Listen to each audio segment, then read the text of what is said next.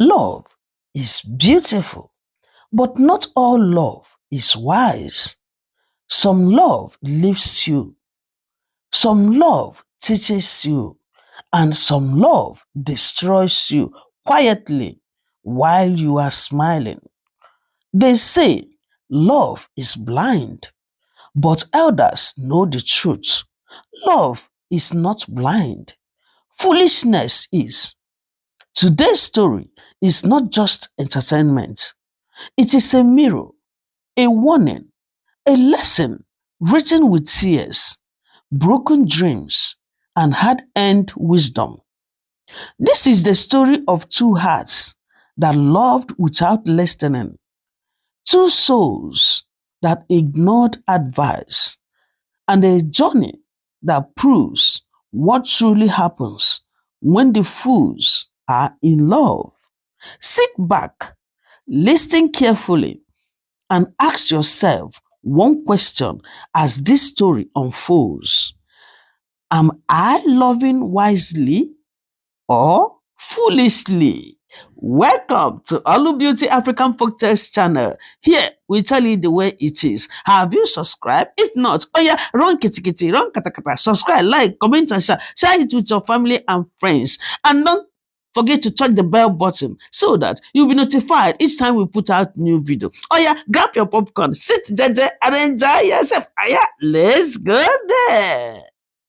In Igbo land, elders say, "Agwa ntị ntị anụghị, egburu isi ya na ntị soro," which means a head that refuses advice will crash into a wall. Love is powerful. Love can build kingdoms. But when love works without wisdom, it becomes a slow poison. This is the story of Chibuzo Okorie, a young man who loved with his whole heart but forgot to carry his senses along, and Amarachi Nwoye, a woman whose beauty hid a storm. This is what truly happens when the fools are in love. Umunnachi was not a noisy town. It was the kind of place where everyone knew everyone, where elders sat under the Iroko tree every evening, where stories, warnings, and wisdom were passed like inheritance. Pa Okorie, Chibuzo's father, was a respected palm wine tapper. His word carried weight. People listened when he spoke. His wife, Mama Ifed, was a hardworking woman who sold foodstuffs at Nkwo Market. She raised her children with discipline, prayer, and strong values. Chibuzo was their only son, handsome, calm, soft-hearted. But from childhood, one weakness followed him. He loved too deeply and trusted too easily. Chibuzo believed something strongly, and he always said, "If I love you with my whole heart, everything will work out, Sha." He did not believe in asking questions. He did not believe in investigations. He did not believe in elders' warnings. To him, love was simple. But Okorie saw the danger early and he said, "My son," he said one evening, "love is sweet, oh, but wisdom is sweeter. Do not hand your destiny to emotions, oh."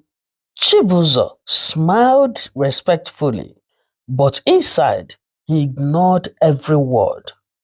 Amarachi Nwoye arrived in Umunnachi on a hot afternoon. She said she came from Nnewi looking for a fresh start. She was beautiful in a quiet way, light-skinned, always neat, soft-spoken. Men noticed her immediately, but behind that beauty was a history she never spoke about. A school expulsion, two broken relationships, debts that chased her out of Nnewi, Amarachi was tired of struggling. She wanted comfort, not love. When she met Chibuzo at Nkwo Market, she knew instantly and she said, "This one will love me without questions." Their relationship moved like fire in dry grass. Within weeks, Chibuzo stopped eating at home. He followed Amarachi everywhere. He spent money without counting. Amarachi cried often, and she said, "Nobody has ever loved me like this," she would say. Each tear tightened Chibuzo's chains. She complained about his parents' house, about his small income, about village life. Slowly, she planted seeds of hatred, and she said, "Your parents don't like me," she said. "They want to control you," she told him. Chibuzo believed her. The first major break came when Amarachi demanded a room in town. Mama Ifed protested and said, "My son, marriage is not a race, so listen."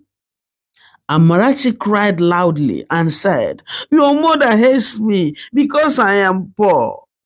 That night, Chibuzo packed his bag.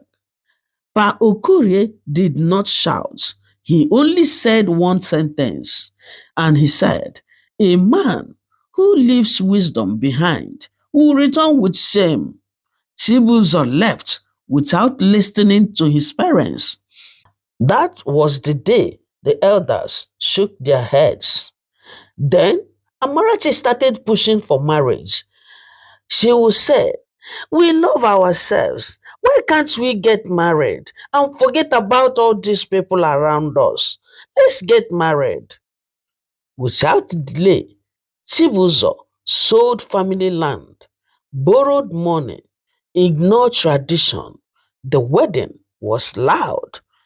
Music filled the air, but joy was forced. But Okorie did not dance, and he said, "This union smells of tears," he whispered.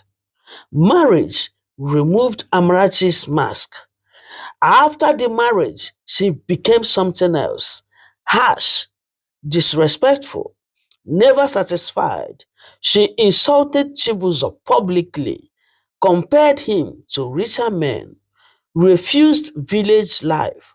Late night calls began, secret messages, cold laughter.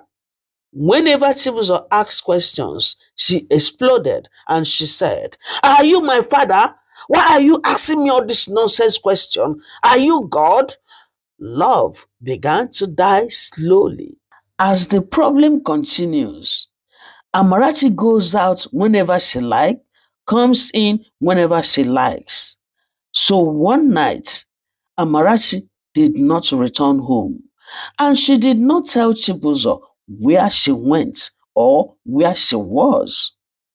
She did not call him on phone. She did not text him. Chibuzo was worried.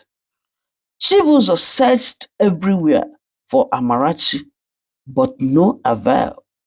2 days later, he found her in Oka, living comfortably with Mr. Obinna Eze, a wealthy businessman. She did not beg. She did not cry. When she saw Chibuzo, she did not fear. She told Chibuzo calmly and said, "I married you because you were easy. Love does not feed a woman. No, let me just tell you. Love does not feed a woman. You don't have money. You don't have anything. You don't even have a car. You don't have your own house. Ah, please, Chibuzo, I cannot continue like this. So I don't love you anymore. Please try another person." Those words shattered Chibuzo completely.